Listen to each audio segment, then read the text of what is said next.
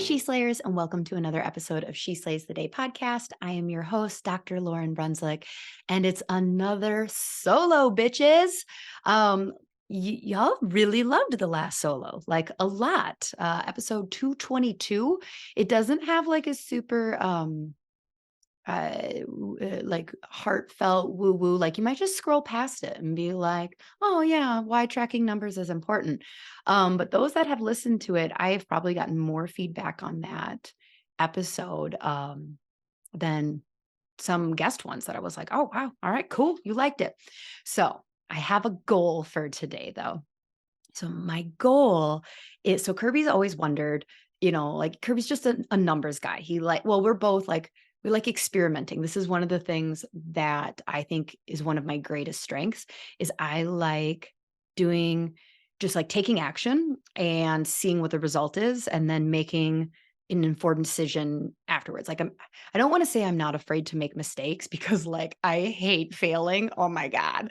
But I do love wisdom and knowledge that comes with like experience. So today, the goal is for me to be in and out of this episode, like beginning to end, less than 35 minutes. Now, I can't do that when there's a guest on because I feel like I'm just getting some of the getting some of the guests. There we go. Best. That's why I was a guest best stuff. Like you're just really getting, I just got them all warmed up. I bought them a drink and now they've forgotten that 1,000 plus chiros are listening and they start like talking like it's just us grabbing coffee. And I'm like, oh shit, you're like, said that out. No, I just have no interest in short episodes with guests. But I do think that there might be some of you who are like, Lauryn, yes, I love your funny stories. Yeah, Can you get to the point? I clicked on this because I want the juice that the title promised. So I don't have any funny stories for you today. The only update I have for you is if you like today's episode, today's episode is very much I almost didn't record on this topic because I was worried that I was going to be giving you a little too much of a taste of what's in the multi-passionate chiropreneur. And then I remembered in everything I've learned on building a brand, building a community. I mean, honestly, just anything that experts talk is like, I'm not going to gatekeep from you. So like gatekeeping would be like, no, I'm not going to give you this really practical information because it's too close to a topic that we dive deep into the course. I'm going to dangle the carrot so you buy the course. We're not doing that. So if you like today's episode, if you want help cleaning up how you run your clinic to create more space for healing, energy, other businesses, going to the park with your kids, get on the wait list for the multi-passionate chiropreneur because this is the kind of information that we train on and talk on. But it's just cleaned up a little bit more over there because I don't just wing it. I don't wing things over on the course. We're more cash over here. Okay. So wait list, do it, do the things. So let's pray. God, I don't have time to pray today. Isn't that such it's not an analogy. It's like a representation, God, on our busiest days when we're trying, like, I don't have time. It can really feel like you are one of the first things that we cut out for extra time, then followed by our own self-care. And like, it just goes against everything that we would recommend to our patients. I don't know if it's Buddha or Ramadas, but like one really smart person, God, who you had a great relationship with, I'm sure, at one point said, I'm so busy today, I'll have to meditate for twice as long. And Kirby's going to be mad because he's like, oh my gosh, I can't believe you forgot who that was. But I'm so proud that you listened to me when I talk. So, God, on our busiest days, let us still make time for you. In your name, we pray. Okay. Today, we are talking about something called decision fatigue and how it is ruining your life. Okay. I don't know if that's like going to be the working title. Who knows?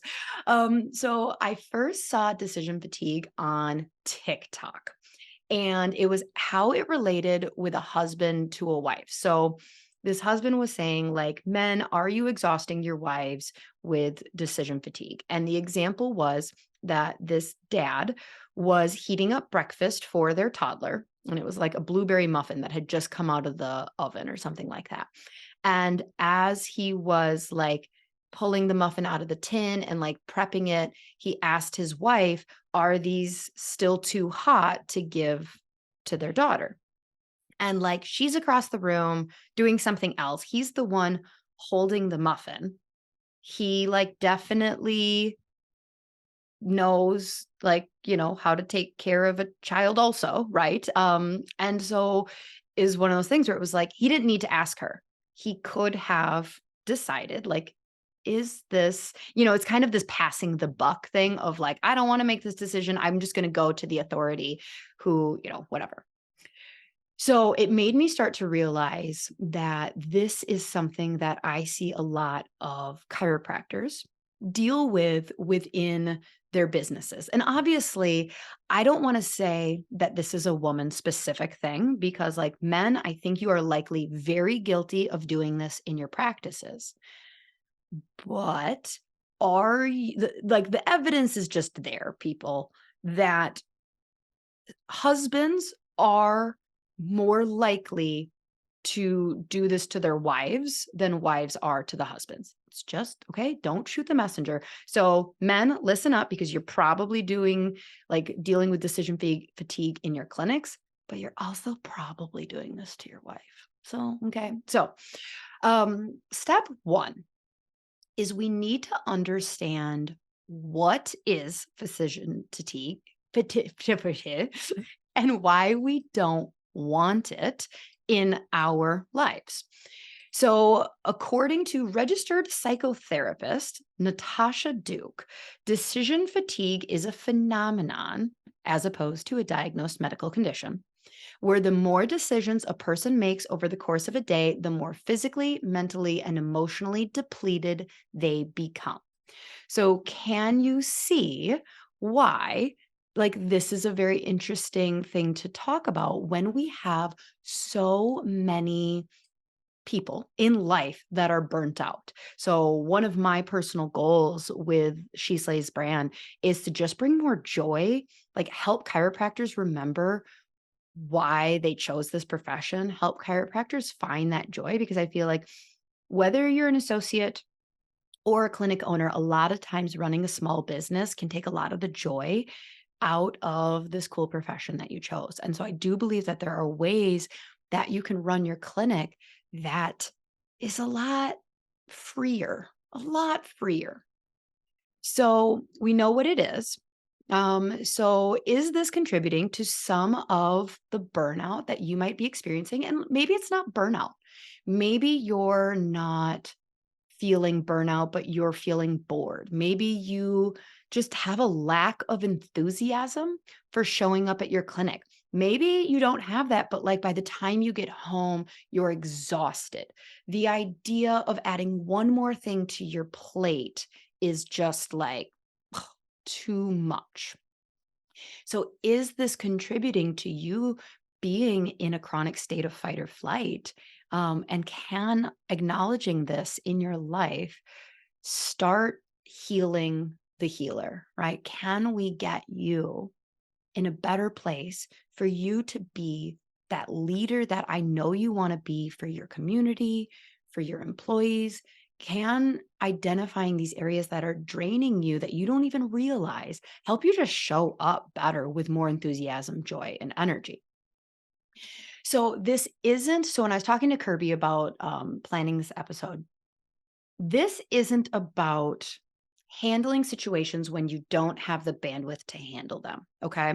So, this is going with kind of the motto that I have taken on over the last year, 2 years, where my goal in my clinic, completely different within my marriage, completely different. It'd be really funny if it was my marriage. No, in my clinic, my goal is to get to a point where I only do what only I can do. Okay. I only do what only I can do. And looking at my clinic and realizing that there are so many things that I don't have the proper energy for that no one else can do. Being a leader, being the CEO, having the true vision, planning mindset. For me, it's also adjusting. Like, I need to adjust some of the patients. We don't have enough doctors where I'm not adjusting. So therefore, I need to be a good doctor. I am split between I need to lead this team. I need to be a representation of what a connected and aligned life looks like in my community, showing up as a representation of a healthy doctor in my community, a healthy mother, a healthy wife in my community to like attract more people to chiropractic. And I need to show up for them in clinic. So those are things that only I can do as the owner. So then that means that everything else I need to try and get off my plate. Okay. So this isn't about like, if one of my front desk comes and asks, "Do you want purple or red?" And I go, I'm just so exhausted. I don't have, can you just make the decision?" It's about training your whole thinking to, they didn't even ask me if I wanted purple or red. They just decided purple. I would have probably chosen red, but what a win that I'm in this place, that a decision was made that was not dire. And they didn't ask me. It's starting to get that mindset that like, they didn't even ask me, and that's cool, even when I would have decided something different.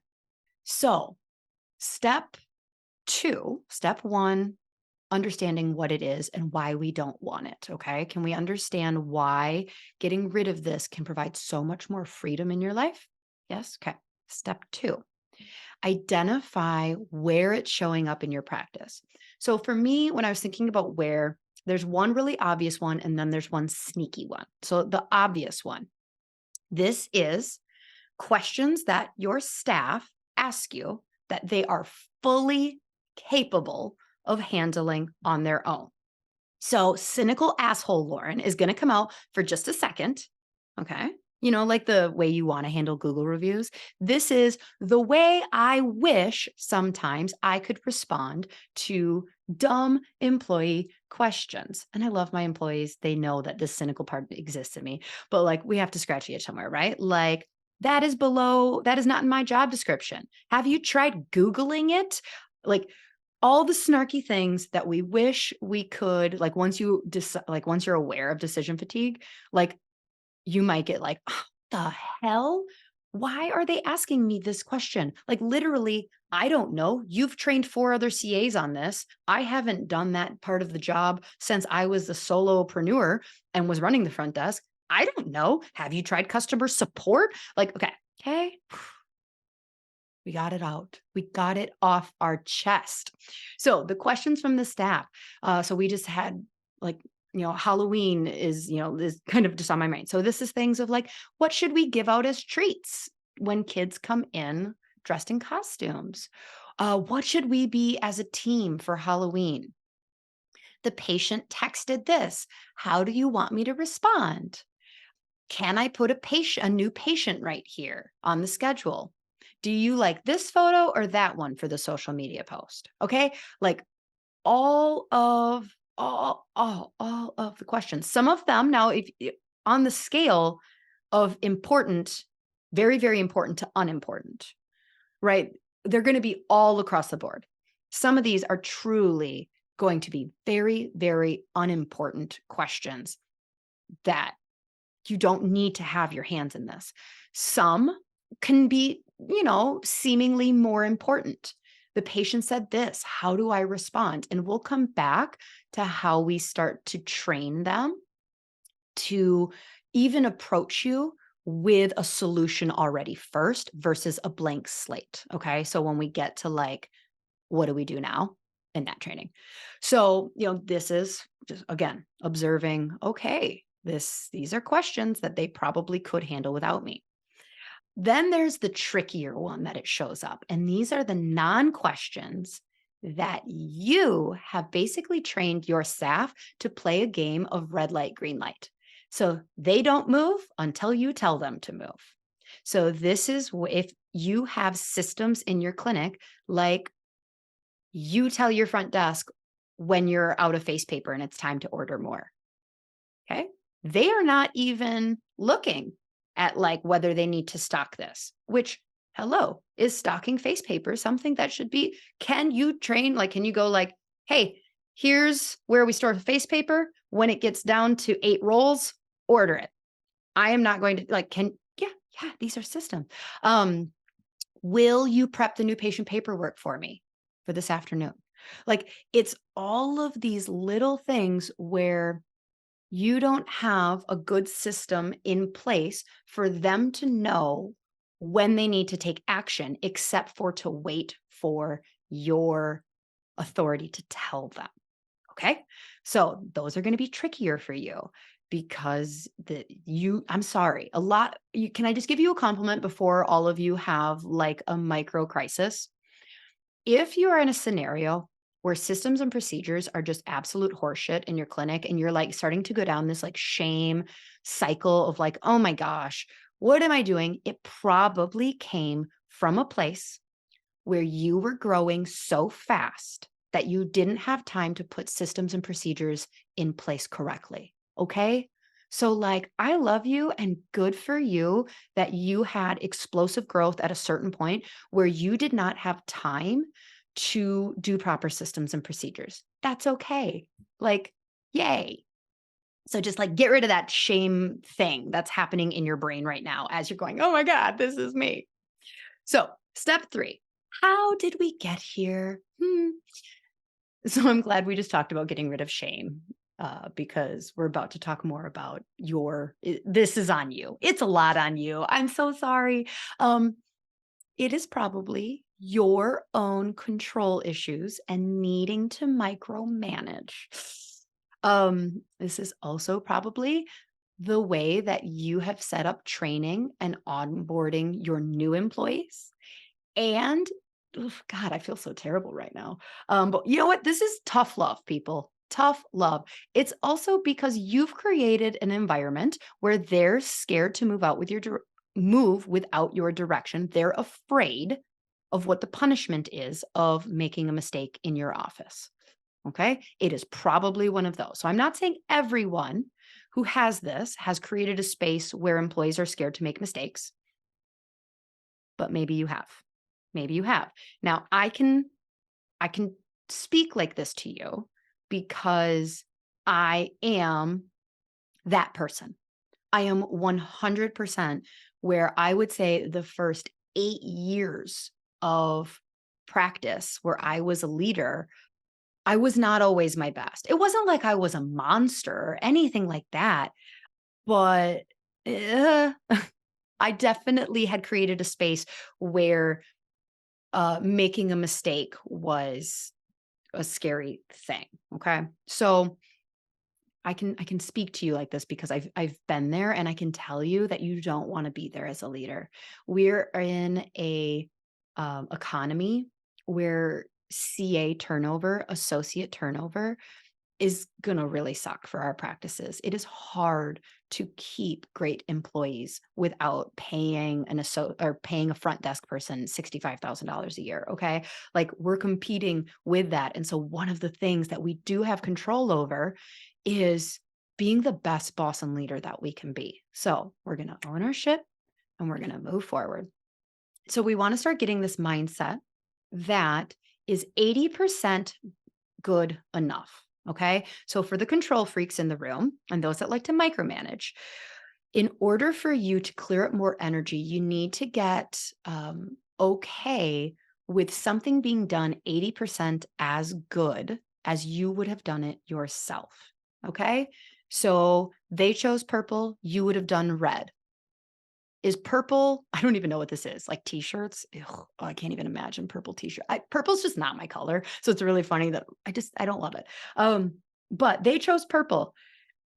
Is that going to do 80% of the job that you intended? Like, like, I don't know, like It's so funny because the control freak in me is going, "Oh my god, that's not even our brand color. Why would they choose purple?" Like, it's freaking out a little bit, but, like, do our patients care? So, maybe the t-shirts is about it, but, like, can somebody else do it 80% as good?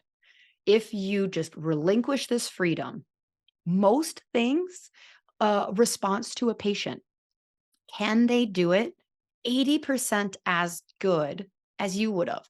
Now, are there going to be some scenarios where 80% isn't good enough, right? Like a very, very delicate, a very angry patient, something that needs to be handled from you, then yeah, like, but most of the time, it's not one of those scenarios. So, mindset, can they do it 80% as good?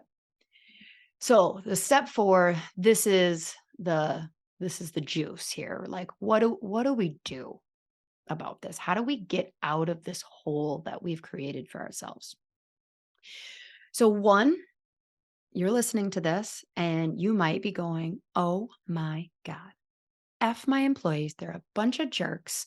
Um they are lazy and they're giving me decision fatigue. It is all their fault." Okay, maybe you're not a cynical person like I am. I want you to not react to your employees at all for a few days and just notice where, who, how often it shows up. Just like a little side note, because I did bring up that my motto is I only do what only I can do, but not in my marriage. So, but one of the things that Kirby and so like deciding dinner is something that is not Kirby's responsibility. Even though, like I take just as much responsibility for deciding dinner, ordering it. Now, does he end up doing it most of the time? Yes, but it's like a 50-50 like household we're responsible together for feeding our family. Now, even though as his wife, I feel that way, we've had to have a conversation about like in the middle of an afternoon shift, he has in the past messaged me, "Hey, where is that recipe for tonight's dinner?" And like that's where we go, like, okay, well, hold up, hold up. Now you're interrupting so like for those of you that are like applying this message to your marriage too. It's okay to have 50-50 responsibility for laundry. It's okay to have 50-50 responsible for this, but it's also okay to have boundaries around like timing of questions. When are appropriate questions? And then being willing to, okay, so this is owning our shit. So let's say if I set a boundary of like, hey, I would prefer that you only ask me questions that are absolutely essential during an adjusting shift. That means that I need to come home, and if, like, we were having chicken marsala and Kirby knew he's not supposed to ask me, "Where's that recipe?" that I just need to be okay with whatever recipe for chicken marsala he found on the internet and not being like, "Oh, this one doesn't have blah, blah, blah." Okay. So, what do we do? So we're gonna observe. We're observing our life and not reacting to them in the moment, okay? Because you might, now that you're aware of it, start to get a little annoyed. Maybe not. Maybe you're super patient, but we're just going to observe. How often is this showing up? Is there one team member that's a bigger offender than others? Are they new? Like, okay, what does that tell you? They're needing a little more training. Or is it someone who's been around for a long time? Like, have they experienced trauma from you being mad at them if they made a mistake? So then this is how I would roll with the next step. You do what feels authentic to you in person. In person. Like, I don't know. I can just picture how this would be perceived if you wrote this out in an email to people. But in person, at a team meeting, I would own my own shit and without blame and ownership. Okay. So or without blame, I would own 100% of the situation that we are going to work on. So I would say things like, I haven't created a safe space for you to make mistakes. And I own that. And I don't like that. I've micromanaged you, which gets in the way of you being efficient. Ultimately, this all comes down to I haven't shown you that I trust you, that I trust the training that you've gone through. I trust that, like, you know, if you have a badass mom running your front desk, like this woman runs a household, okay? Like she knows how to make decisions, but you haven't shown that you trust her to make decisions within her job responsibilities. And so, like, I would say, like, hey, like, you don't need to be all super serious unless you want to. You can be like, hey, I just want you to know that, like, in my pursuit of becoming a better leader, I'm realizing areas where I'm micromanaging and controlling you that's going to get in the way of you feeling fully empowered and you fully, like, owning this job as your own. And nobody wants to be micromanaged. So, you're probably going to notice as I work on this, like you might ask me a question and it's okay, but I might respond a little differently than I have in the past. I'm just trying to empower you more, okay, just I'm shooting from the hip here. Like just do what feels right to you. Or you can skip this step. If you're like, nah, I'm good, you can just skip to the next step where you want to start responding to things where you are going to start training your employees. Okay. So do not think that you can just be like, hey, y'all, you're really annoying me with all of your questions. I get that I've micromanaged you. I'm not going to do that anymore. So I trust you to do the job 80% as good as me when there won't be repercussions. So no more stupid questions. Bye. Um, your staff after that team meeting is just going to be like, what the fuck was that? Like, so what do we do? Like, okay. Like, don't do that. Like, there's a correct way to step into empowering them and being like, here, I'm offloading all of this stress because they're like, has she changed? Like, okay, we'll see.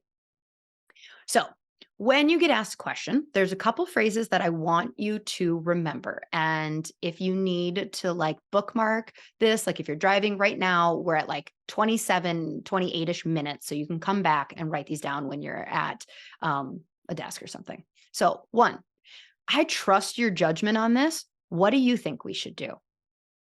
Okay. Two, this is a great question. Let's discuss this as a team. Please bring this up at our team meeting with one or two solutions. Three, I encourage you to make the decision that you think is best. And if it ends up not being perfect, we'll just review it later and learn from it. Okay. So, like, you're empowering them to, what do you think? You're literally just going, like, what do you think? With your associate when it comes to things like, time off. And it's like, it's just this whole mindset where it's like, yeah, if you think that we should be closed that day or I should cover on this shift or, like, how do you think we should be open the week of Thanksgiving? Like, what is getting them to start solving problems? Okay. So let's take some of the things that are like, not necessarily you handle this. Okay. So let's say that there's a delicate situation that you should kind of like double check what that response is to the patient. It's training them to being like, oof, okay, yeah. So she's obviously confused and upset with our refund policy. Shoot me a first draft of what you think, how you think we should respond. Okay. You're putting the work on them, but is that fair? I would say yes. I would absolutely say that it is fair to ask your staff to take a stab at the initial solution. Um, so now here's how I would respond. So let's say they come back with like something. You want to kind of take the sandwich approach and continue training them. So, you could say, like, oh, I love how you validated their frustration. That was perfect. Like, that's always anytime we want to de escalate, yes, you validated. The only thing I would do is I would tweak this word. And then you kind of want to give the why. Okay. So, giving the why behind your feedback is very important. Otherwise, you're not empowering them to make a better first draft next time or a better decision next time. So you might say like, oh, I love this. I feel like when we respond this way, it elicits this emotion in the patient. Can you see how like this might, instead of de-escalating, actually make them feel like they need to defend more? And them being like, oh yeah, and be like, so like, therefore I would use maybe this phrase instead. So you're, but without the why in the changes that you're making. And then again, thank them. Say like again, and you don't need to do this for like the forever and ever, but realize that one of the reasons, okay, I didn't bring this up yet, but you need to pay attention. One of the reasons that your employees are coming to you with asking is because they're seeking connection. Okay. So that means that like sometimes they just want to like have a reason to be like, hey, and like you guys decide something together. And it's like the reverse of a trauma bond. Like they're creating a bond with their boss by like solving this thing together. So one of the like knowing that they want that connection. Okay. So you're giving something good, you're sandwiching this approach, you're giving the why behind what you would change in that response or what color you would order.